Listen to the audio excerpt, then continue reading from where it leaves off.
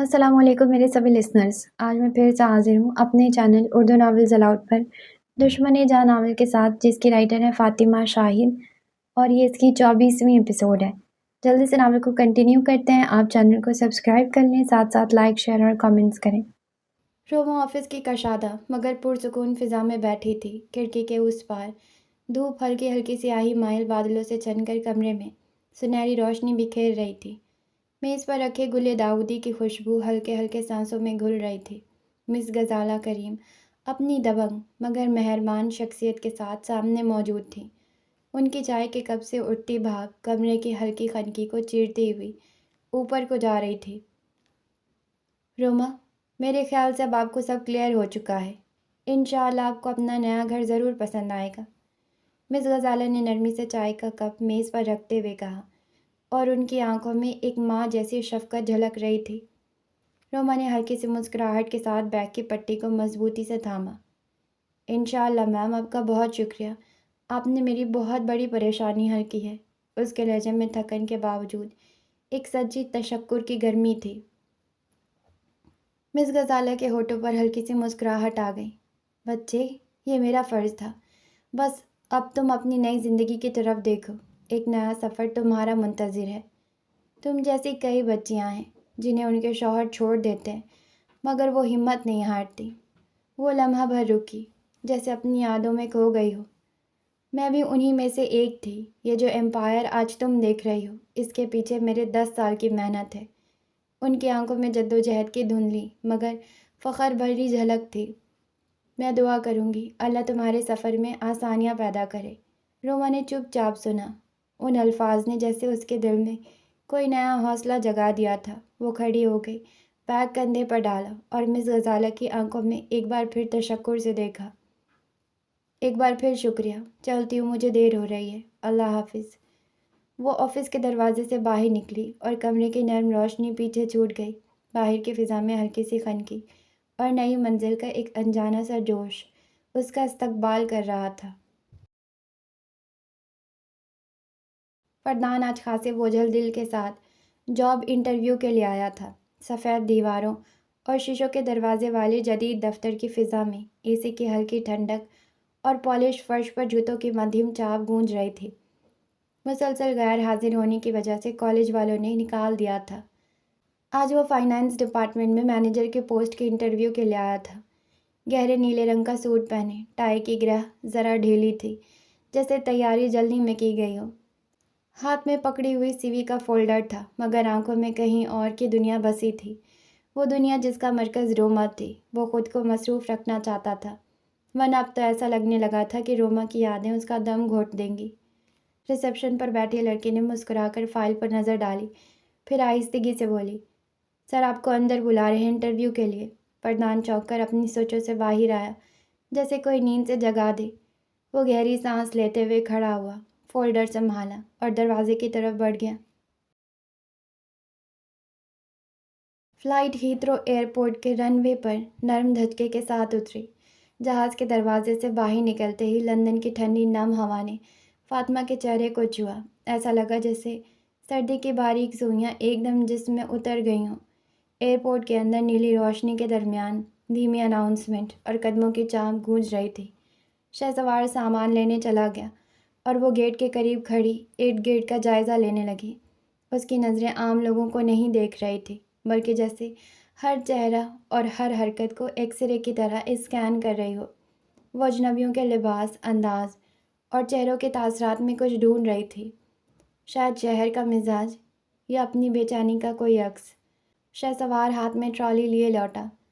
Fatima, taxi آ گئی ہے، چلو چلیں۔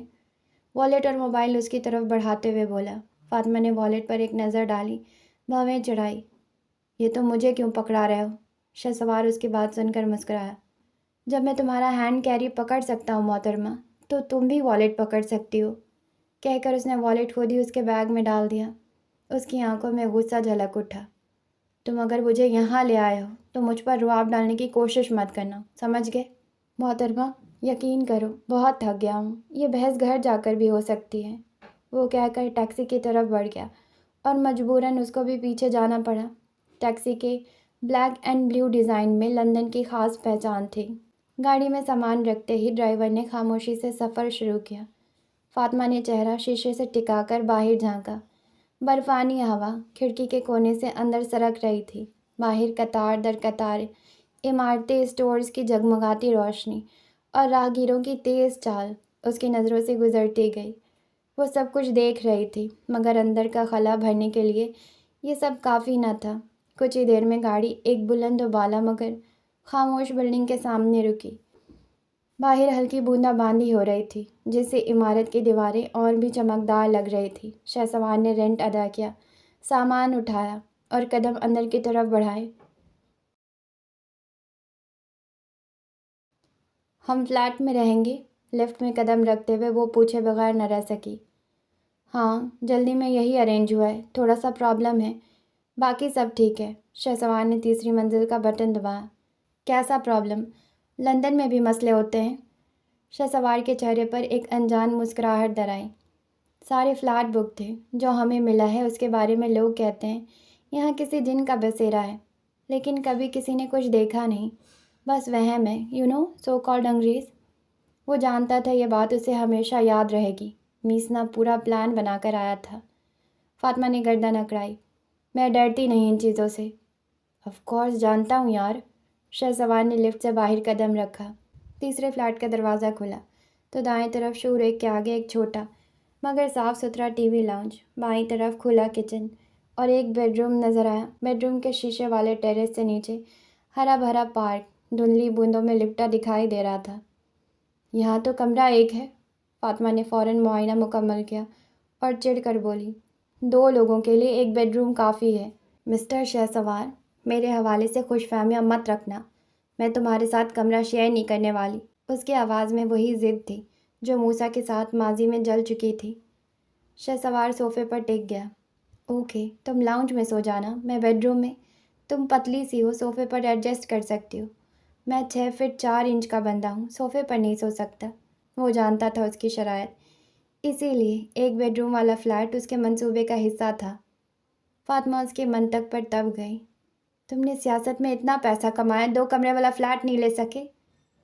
हराम के पैसे हलाल बीवी पर थोड़ी लगाता। शहसवार उठकर उसके करीब आया। मैं सोने जा रहा हूँ, बहुत थक गया हूँ। अगर नाश्ता चाहिए तो बता दो, बाहर से ले आता हूँ। नहीं, मुझे नहीं करना, लेकिन रात को बेड पर मुझे सोना है। तुम अभी सो जाओ। फातिमा ने फ़ौरन शर्त रखी। रात की रात को देखेंगे मोहतरमा, तब तक के लिए अल्लाह हाफिज़। वो बेडरूम में चला गया। फातिमा ने फ्लैट का जायज़ा लेना शुरू किया, मगर शहसवार के जिन वाले जुमले की गूंज दिमाग में वापस आ गई। खामोश फ़िज़ा में हर कोने की साएं और भी गहरी लगने लगी। उसके दिल में एक सनसनाहट सी उठी और वो तकरीबन भागती हुई कमरे की तरफ आ गई।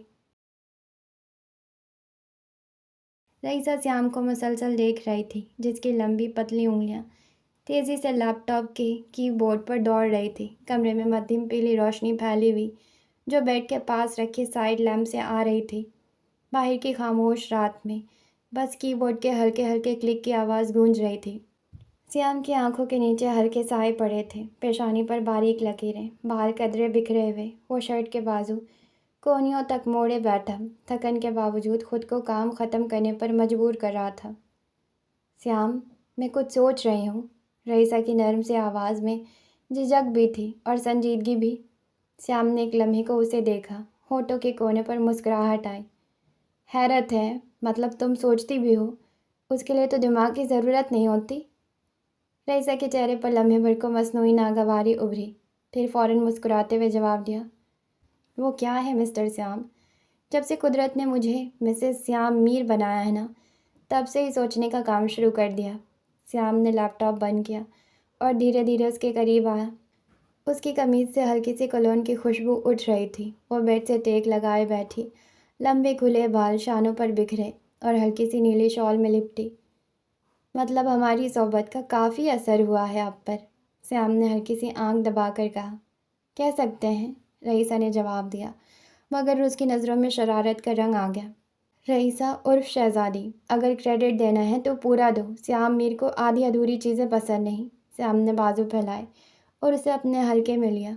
उसने भी हंसते हुए उसके सीने पर थोड़ी टिका दी। यार, میری بات بیچ میں رہ گئی۔ میں کچھ سوچ رہی تھی۔ سیام نے نرمی سے اس کے ہاتھ تھامے اور لبوں سے لگا لی۔ بیگم، اس ننھے دماغ میں ایسا کیا سوچ لیا؟ رئیسہ کی آنکھیں چمکی۔ میں جاب کرنا چاہتی ہوں، تمہیں سپورٹ کرنا چاہتی ہوں۔ تم سارا دن کام کرتے رہتے ہو، میں چاہتی ہوں کہ… اس سے پہلے کہ وہ جملہ مکمل کرتی، سیام کے چہرے پر مسکراہٹ غائب ہو گئی۔ جبڑے کی ہڈی سخت ہو گئی۔ خبردار آئندہ تم نے یہ بات کی۔ ایسی کون سی خواہش ہے جو تمہاری پوری نہیں ہو رہی؟ رئیسہ گھبرا گئی۔ سیام، میں نے کب کہا کہ تم میری خواہشیں پوری نہیں کرتے؟ میں تو بس سپورٹ… کیا میں معذور ہوں، لنگڑا ہوں، اندھا ہوں، جو تم نے مجھے سپورٹ کرنا ہے؟ اس کی آواز کا کڑواہٹ لیے خالی پن رئیسہ کے دل کو چیر گیا۔ اللہ نہ کرے، تم کیسی بات کر رہے ہو؟ میں بس بات سوچ رہی تھی۔ سیام نے بیڈ سے اٹھ کر جیکٹ اٹھائی۔ خدا کے لیے آئندہ کچھ مت سوچنا اور اس طرح کی باتیں میرے سامنے مت کرنا۔ رئیسہ فوراً آگے بڑھی۔ سیام، سوری اگر تمہیں برا لگا ہے تو… لیکن اس کے چہرے پر اب ایک چبھتا ہوا سوال تھا۔ تمہاری بات نے مجھے یہ سوچنے پر مجبور کر دیا ہے کہ آخر کون سی ضروریات ہیں جو تمہاری پوری نہیں ہو رہی۔ تمہارے لیے پارٹ ٹائم جاب کر رہا ہوں، لیکن تم آج بھی خوش نہیں ہو۔ یہ کہہ کر وہ دروازے کی طرف بڑھ گیا۔ رئیسہ نے پیچھے سے آواز دی، سیام میری بات سنو، سیام۔ مگر وہ جا چکا تھا۔ دروازہ بند ہوتے ہی رئیسہ کی آنکھوں میں آنسو آ گئے۔ ایک وہی تو تھا جو بے غرض اسے چاہتا تھا، اور وہ اپنی وجہ سے اس کی ناراضگی مول لے بیٹھی۔ شہسوار شاور لے کر کمرے میں آیا تو سامنے فاطمہ کو ٹہلتے دیکھ کر ٹھٹک سا گیا۔ اسے لگا تھا کہ وہ اس کی موجودگی میں کمرے میں آنے سے گریز کرے گی، لیکن اس وقت وہ پورے اعتماد کے ساتھ بیڈ کے پاس چکر لگا رہی تھی۔ خیریت؟ مجھے لگا تم لاؤنج میں ہی رہو گی۔ اس کے مسکراہٹ میں چھپا طنز تھا۔ فاطمہ کے ہونٹوں پر کڑوی سی مسکراہٹ ابھری۔ وہ کیا ہے نا مسٹر شہسوار، آپ نے کنجوسی کا ایسا مظاہرہ کیا ہے کہ ایک فلیٹ میں ایک ہی واش روم ہے، لیکن لگتا ہے کہ آپ کو یہ واش روم اتنا پسند آ گیا کہ آپ بھول گئے کسی اور کو بھی جانا ہے۔ 1 گھنٹے تک آپ نے شاور لیا ہے۔ کیا تلاش کر رہے تھے شاور میں جو باہر نکلنا بھول گئے؟ کیا تھا ایسا واش روم میں جو آپ کو باہر نہیں آنے دے رہا تھا؟ اس کے لہجے میں چھپی چبھن نے شہسوار کے کان سرخ کر دیے۔ وہ شرمندہ سا ہوا۔ سوری یار، مجھے… ابھی وہ وضاحت دینے ہی والا تھا کہ فاطمہ بنا سنے واش روم میں داخل ہو گئی اور زور سے دروازہ بند کر دیا۔ شہسوار نے گہرا سانس لیا اور آہستہ سے بڑبڑایا، اللہ، لگتا ہے ساری زندگی اس کو منانے میں گزر جائے گی۔ 8 گھنٹے کی طویل فلائٹ کے بعد وہ بس سونا چاہتا تھا، لیکن اب وہ یہ حقیقت بھول گیا تھا کہ کمرے میں اس کی بیوی بھی ہے، ایک ایسی بیوی جو اپنی مرضی کی مالک ہے۔ ابھی اس نے آنکھیں موندنی شروع ہی کی تھی کہ دروازہ دوبارہ کھلا۔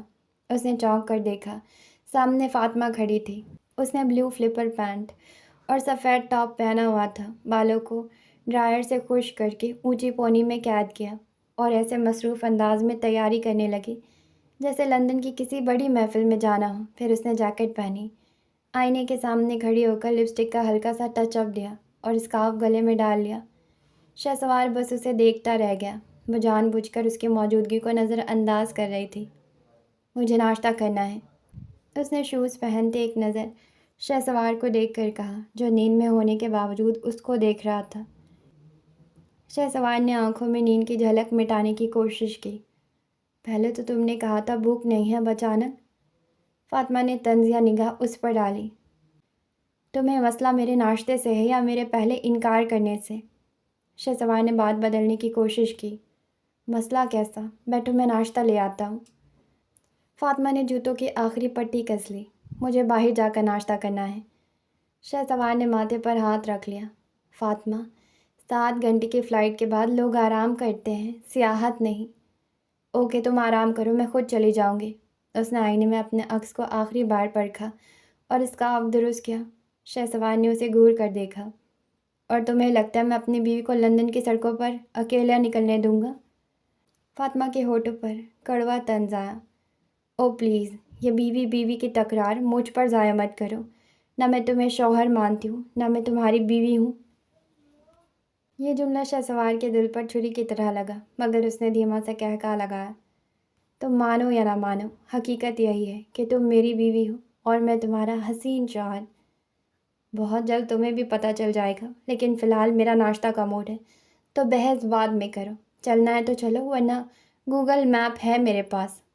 فاطمہ نے اس کی آنکھوں میں جھانکا اور سخت لہجے میں بولی، محترمہ غلام ہوں آپ کا، میں نیچے جا رہا ہوں، آ جاؤ۔ شہسوار نے اس کی ہٹ دھرمی پر بے بسی سے سر جھٹکا اور جوتے پہنے یہ کہہ کر وہ کمرے سے نکل گیا۔ پیچھے وہ اپنی ہی آگ میں جلتی کرتی رہ گئی۔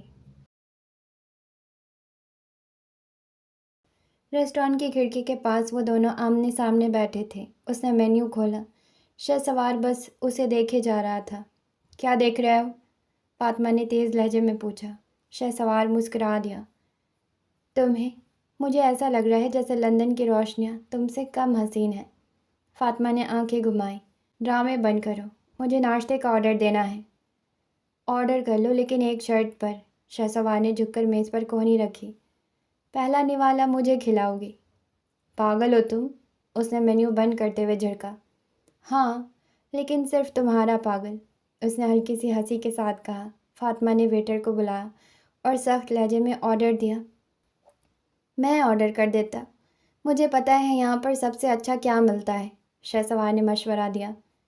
میری زندگی میں دخل مت دو، میں اپنی مرضی سے زندگی جینے کی عادی ہوں۔ تم جیو اپنی مرضی سے، لیکن دعا یہ ہے کہ وہ مرضی ہمیشہ تمہیں میری طرف لے آئے، شہسوار نے آنکھوں میں نرمی اتارتے کہا۔ فاطمہ کا دل ایک لمحے کو لرزا، مگر فوراً اس نے چہرہ دوسری طرف موڑ لیا۔ یہ باتیں مجھے متاثر نہیں کرتی، شہسوار ہنسا۔ پھر بھی سن رہی ہو؟ اس کی بات پر وہ بس اسے گھور سکی۔ Last option.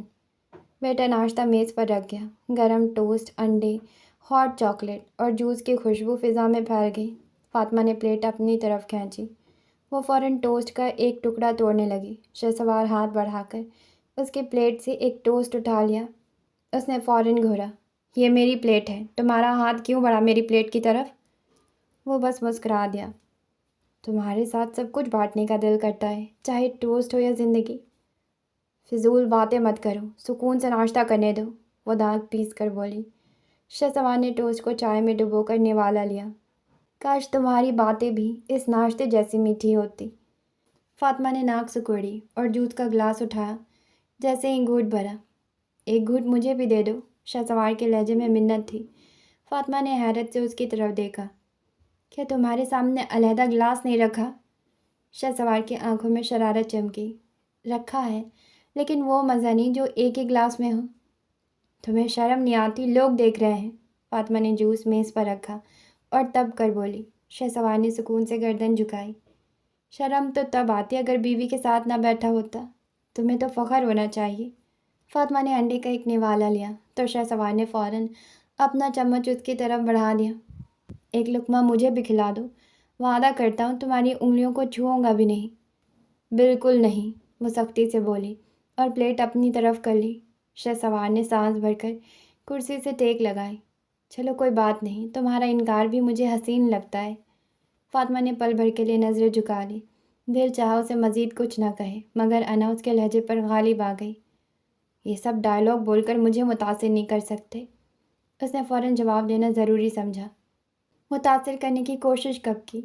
میں تو بس دل کی بات زبان پر لا رہا ہوں۔ فاطمہ خاموش ہو گئی، مگر اس کی خاموشی بھی شہسوار کے لیے کسی لفظ سے کم نہیں تھی۔ اسماعیل اپنے گھر والوں کے ہمراہ مرحا کے گھر پہنچا تو ڈرائنگ روم میں سکوت اور سنجیدگی کا ہلکا سا رنگ پھیلا ہوا تھا۔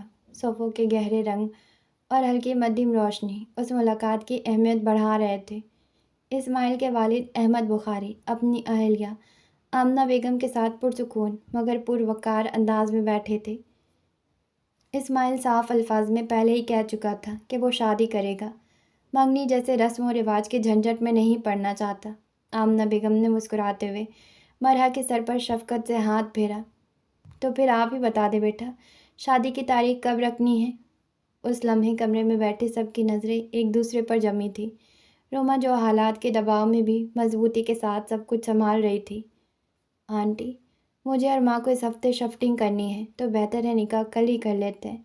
ویسے بھی شادی تو سادگی سے ہی ہونی ہے، نیک کام میں دیر نہیں کرنی چاہیے۔ بولتے ہوئے اس نے نظر پردے کے پیچھے بیٹھی ماں جبی بیگم پر ڈالی، جو عدت کے سبب چہرہ چھپائے خاموشی سے یہ سب سن رہی تھی۔ احمد صاحب نے گہری سانس لیتے ہوئے مرحا اور روما کی صورتحال کو سمجھا۔ بیٹا ہمارا بھی یہی خیال ہے، ہماری طرف سے کوئی مہمان نہیں آئیں گے، بس اسماعیل کی 2 بہنیں ہوں گی۔ کمرے میں لمحے بھر کے لیے سکون چھا گیا۔ روما اٹھی اور مٹھائی کی پلیٹ سب کے سامنے رکھی۔ چلے پھر آپ سب منہ میٹھا کریں۔ احمد صاحب نے روما کو دعا بھری نظروں سے دیکھا اور اس کے سر پر شفقت سے ہاتھ رکھا۔ بیٹا آپ کو بھی بہت مبارک ہو۔ وہ لمحہ خاص طور پر بوجھل مگر معنی خیز تھا۔ گھر کا سربراہ نہ ہونے کے باوجود روما نے خود کو مضبوط رکھا ہوا تھا۔ حقیقت یہ تھی کہ مرد کے بغیر عورت کی زندگی مشکل ضرور ہے، لیکن ایک زہریلے مرد کے ساتھ گزارنا اسے کہیں زیادہ دشوار ہوتا ہے۔ اسی دوران اسماعیل کی نظریں بار بار مرحا کو ڈھونڈ رہی تھی۔ وہ اشاروں سے اسے پاس بلانا چاہتا تھا، مگر مرحا نے اس کی حرکتوں کو مکمل طور پر نظر انداز کر دیا۔ اس کو علم تھا کہ اسماعیل کو یہ بے توجہی برداشت نہیں ہوگی اور وہ ناراض ہو جائے گا۔ یہی سوچ کر مرحا چپ چاپ اپنی جگہ سے اٹھ گئی۔ اسماعیل کو جیسے یہی موقع درکار تھا، اس نے موبائل کان سے لگایا اور سب کے سامنے ضروری کال کا بہانہ بناتے ہوئے تیزی سے کمرے سے باہر نکل گیا۔ مرحا لان میں بے چینی سے قدم اٹھا رہی تھی۔ ٹھنڈی ہوا اس کے دوپٹے کے کنارے سے کھیل رہی تھی اور رات کی روشنی گھاس پر چاندنی بکھیر رہی تھی۔ اس کی نظریں بار بار دروازے کی طرف اٹھ رہی تھی۔